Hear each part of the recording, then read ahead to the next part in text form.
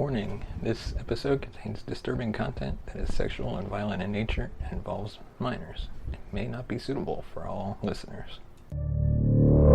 Welcome to an all-new season of the True Crime Never Sleeps podcast. This season, we're diving into some of the most unusual missing person cases, from the shocking disappearance of Charlie Ross to the American Dyatlov Pass disappearances.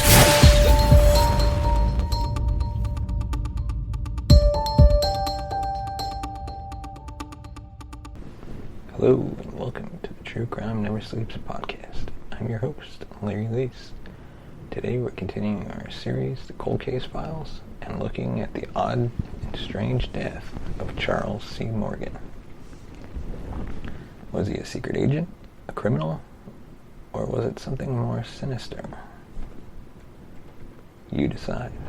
On March 22nd, 1977, Charles Morgan, a 29-year-old escrow agent in Tucson, Arizona, went missing after leaving his home, seemingly abducted on the way to his escrow company.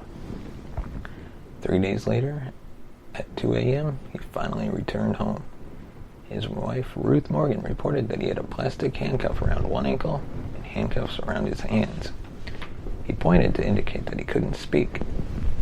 Ruth gave him a pen and paper and wrote that there was a hallucinogenic drug in his throat that could destroy his nervous system.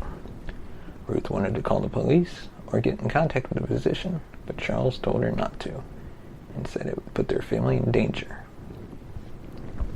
Ruth resigned to nursing him back to health, after which he told her that for the past 2 or 3 years, he had been working as a secret agent for the Treasury Department. He claimed his abductors took his Treasury ID, but giving her no more details. On July 5th, 1865, the U.S. Secret Service was formed to catch counterfeiters. In 1867, the mission of the Secret Service broadened to detecting persons perpetrating fraud against the government. It was part of the Department of Treasury until 2003, and now part of the Department of Homeland Security. 2 months after Charles's disappearance, he was reported missing again. After 9 days, Ruth receives a phone call. An unidentified woman tells Ruth, "Chuck is all right," Ecclesiastes 12, 1-8, and then hangs up. 2 days later, on June 18th, his body is discovered lying 40 miles west of Tucson, near his Mercury Cougar. Charles Morgan had been shot in the back of the head by his own gun, a .357 caliber Magnum revolver. He was found wearing a bulletproof vest that he reportedly had been wearing after his first disappearance, a belt buckle that concealed a knife and a holster. A pair of sunglasses found at the scene were not his. Pima County Sheriff investigators searched his car and found several weapons and a cache of ammunition. The car had reportedly been altered so that it could be unlocked from the fender. On the rear seat of the car, Morgan's tooth was discovered, wrapped up in a white handkerchief. And yet, that isn't the strangest thing investigators found at the scene. Bizarrely, there was also an item pinned to Morgan's underwear, a $2 bill with 7 Spanish surnames and a map of the border area. The map led to the towns Robles Junction and Solicity, an area between Tucson and Mexico. These towns had a reputation for smuggling at the time, a fact that will become important later.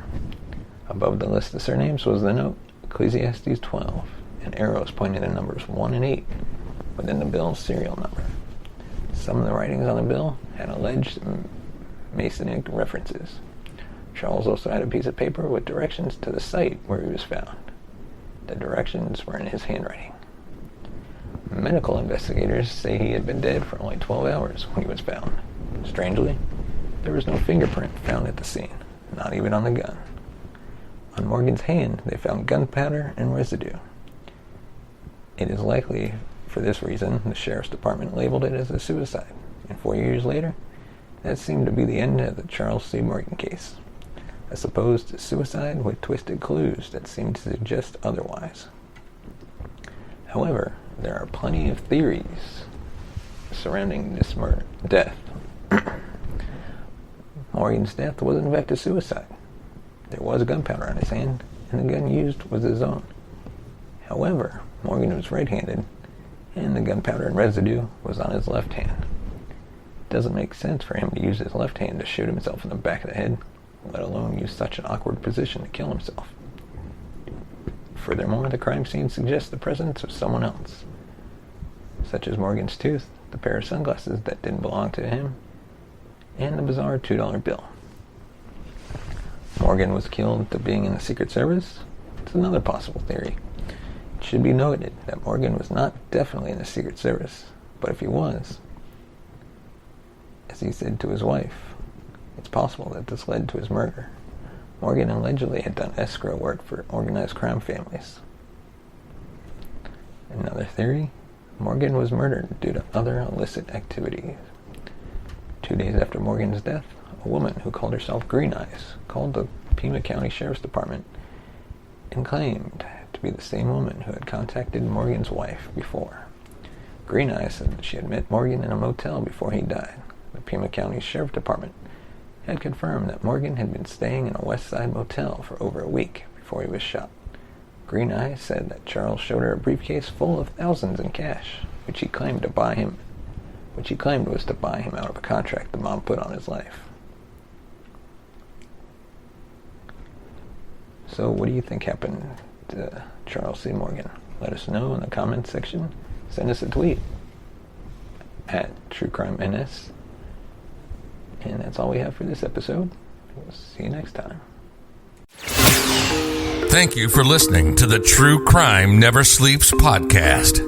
Follow us on Twitter at TrueCrimeNS. Like us on Facebook at True Crime Never Sleeps. Send us a voice message at anchor.fm/TrueCrimeNeverSleeps/message. Tune in next week for an all-new episode.